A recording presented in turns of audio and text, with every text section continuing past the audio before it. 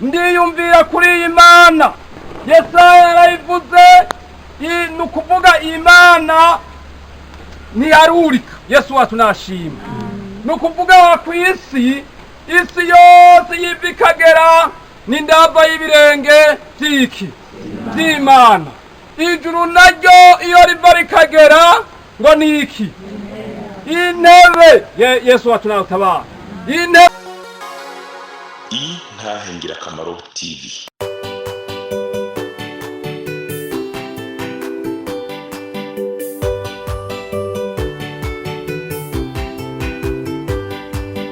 Umwami Yesu arindeze niwatanga amajambo, umunyabyaha ngo renguka wumva iby'ubugingo, atugirira ubuntu akatwiyegereza, amajambo meza cyane yo kunera umunezero, niyo meza ndayakunda ntahatanezera.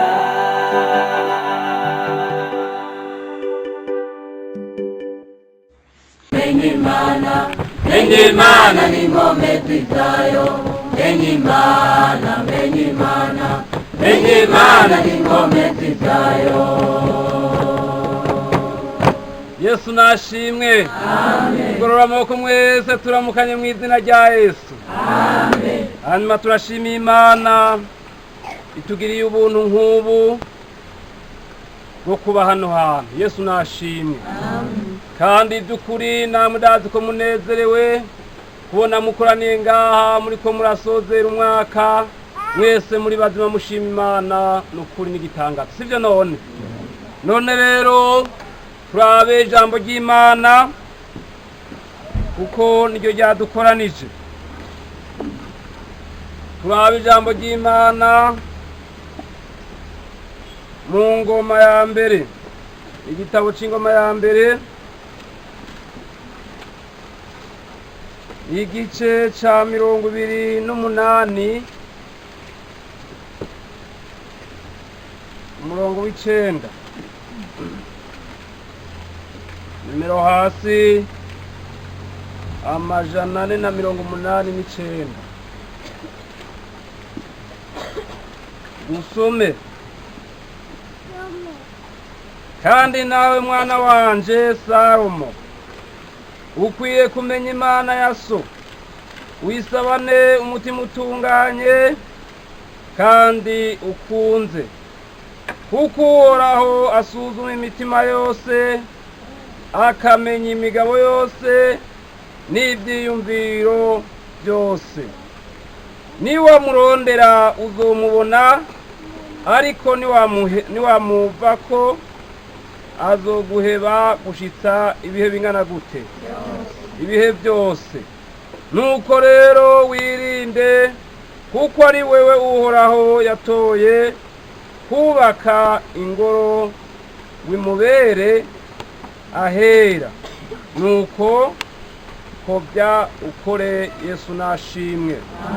Turabe ufatanye no ngaha muri Yesaya 66, igitabo ca Yesaya 66.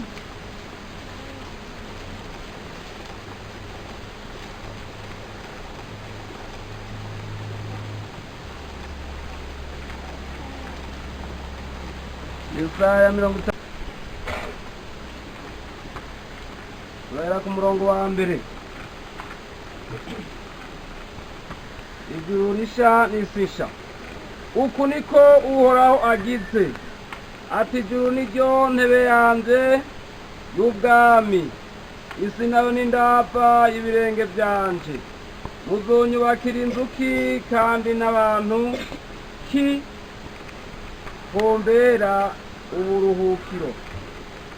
Kuri kabiri, kuko ibyo byose intoki zanje arizo zabiremye, bikabaho byose.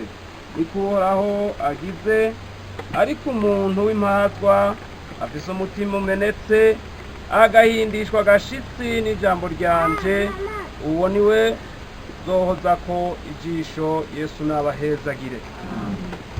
N'aya majambo y'Imana dusomye, yari Dawidi ariko arabarira abantu yuko Salomo ari wazokubaka urusengero. Yesu wacu nadufashe. Dawidi ariko arabwira abantu, ariko arababwira uko umuhungu wiwe yitwa Salomo ari wazokubaka urusengero, agarababwira n'ukuntu we yari yagize imigabo yo kugubaka, ariko Imana ntiyamwemerera kugubaka. Yesu nashimye. Rero ariko arababwira, niho yahindukiye umuhungu wiwe yitwa Salomo aramubarira, amubwira ngo kandi nawe mwana wanje Salomo ukwiye kumenya Imana yande. Yesu nashimye. N'iri jambo ry'Imana mfise rivuga ku kumenya Imana. Yesu wacu nashimye. Kumenya Imana. Imana yaduhamagaye ikadukura mu byaha ikatuzana mu gakiza. Umuntu wese akwiye kuyimenya. Yesu wacu nadutabara, akamenyana n'inkomezi zayo. Twatanguranye n'ijya korasi ivuga ngo menya Imana umenye n'inkomezi zayo. Yesu wacu nashimye. Nukuri iri jambo ryarabaye rinini mu mutima wanje, ndiyumvira kuri iyi Imana. Yesaya yarayivuze, nukuvuga Imana ntiyarurika. Yesu wacu nashimye. Nukuvuga wa kw'isi, isi yose yiva ikagera n'indava y'ibirenge by'iki by'Imana. Ijuru naryo iyo riva rikagera ngo ni iki? Intebe. Yesu wacu nadutabara. Intebe y'iyi Mana. Rero umuntu akwiye kumenya Imana. Yesu wacu nadufashe. Ibiri ngaha ku isi n'ibiri mu ijuru byose byaremwe nayo. Yesu wacu nadutabara.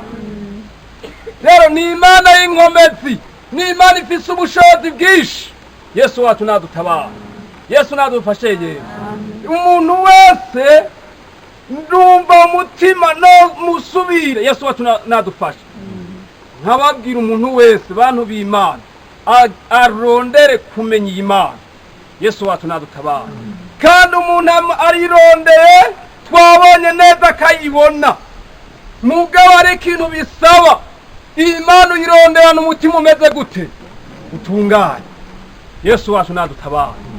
Uyironderana umutima utunganye, kandi umutima ngumenetse, umutima ujanjaguritse, uwo niwo mutima Imana igirana igomba. Yesu wacu nadutabara. Rero birakwiye ko umuntu wese asubira akagira imigabo umutima yo kurondera Imana. Yesu wacu nadutabara akayimenya. Yesu nadufasha. Nukuri nariyumviriye, ndasubira ndasenga, ndabwira Imana isubira umpe kukumenya ukuri. Yesu wacu nadufasha.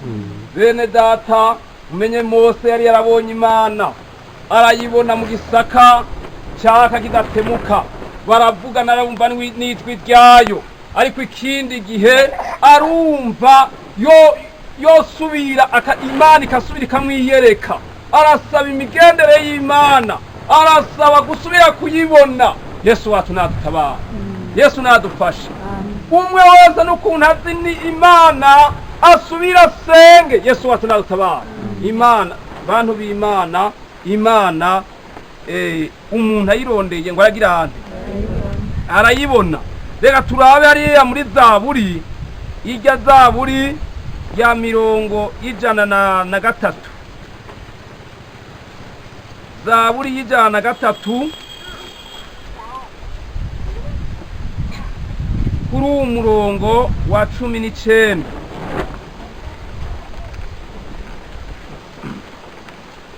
Nimero dupapuro hasi ni 683.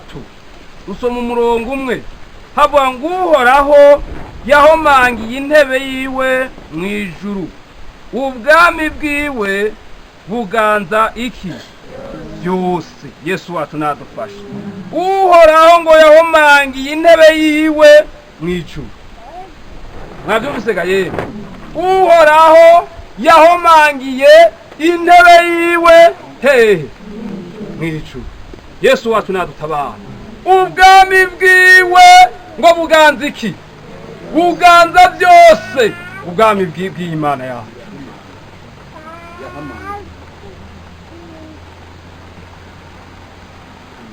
Yahamangiye. Yesu wacu nadutabara. Yahamangiye. Yesu wacu nadufashe. Nukuvuga Imana yacu ni Imana y'inkomezi, ni Imana y'ubushobozi. Yesu wacu nadutabara.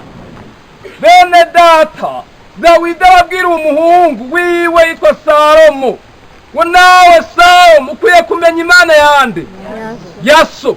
Yesu wacu nadutabara. Kandi umenye n'ukuntu uyisaba n'umutima ugizente utungane. Yesu wacu nadutabara. Nukuri abantu bacumura kubera batazi Imana. Yesu wacu nadutabara. Kandi rero kubera abantu Imana batayimenye, batanyene bapfuye kuza nyene bakurikiye abantu, ni kibazo. Yesu wacu nadutabara. Ni kibazo. Abo nibo abantu by'ukuri bariko bagira nabi ishengero, bagatukisha ishengero. Yesu wacu nadutabara. Ugasanga nyene ugwaruka gubu mpora nitegeza nkaraba. Yesu wacu nadutabara. Nibaza nonuma umuntu yaramenye Imana cyane ntarayimenya. Yesu wacu nadutabara. Yesu wacu nadufasha. Nukuri wamenye Imana nta kupinaje wojamo. Yesu wacu nadufasha. Wayimenye umenye ibyo ikunda nawe akaba ari dugirana ukunda. Ibyo yanka nawe akaba ari dugirana wanka. Yesu wacu nadutabara. Yesu nadufasha. Menye Imana. Yesu wacu nadutabara. Umuntu wese nukuri ni ijambo ry'Imana riraduhamagarira kumenya Imana. Umuntu akayimenya, akamenya ibyo igomba n'ibyo yanka. Yesu wacu nadutabara. Sibyo ga yewe tumenye Imana. Mbega umuntu yoyimenya gute? Yironderana umutima utunganye, sengana umutima utunganye. Yesu wacu nadutabara. Kuko umuntu ayirondera agirana ayibona. Yesu wacu nadufasha. Kandi by'ukuri umuntu ayirondera ayibona. Yesu wacu nadufasha. Imana rero ikiraduhamagarira umuntu wese yabukuze yabumuto, Imana iragomba kuyimenya. Yesu wacu nadutabara. Murandaba by'ukuri nk'abajya abana usanga bakuze batabona ababyeyi. Abana bakuze batabona ababyeyi babita imfubyi. Mbega nibyo kuko baba bakuze batabona ababyeyi ngo babakurikirane, usanga hari aho usanga nyine bakuranye ingeso zitari nziza. Yesu wacu nadufasha. Sibyo none rero abantu b'Imana, umuntu wese asenge arondere Imana, arondere kuyimenya, amenye n'izi nkomezi zayo n'ubushobozi bwayo. Niri jambo ry'Imana Imana yashize mu mutima wanje, abaryumvise mukaryakira. Yesu abahezagira. Mana ukaba nawe ufise intahe bifuza gutanga cyangwa izindi nyigisho cyangwa ugomba kuduhuza n'ubifise, twandikire kuri ino nimero ya WhatsApp 68 884 981 68 804 canke 68 42 14 47 68 42 14 47. Kaze twiteze intahe zivuye muri mwebwe kugira natwe tuzisangiza abandi. Izina rya Yesu rirusheho guhabwa icyubahiro. Kaze, Imana ibahezagire. Niyo meza ndayakunda ntahataneze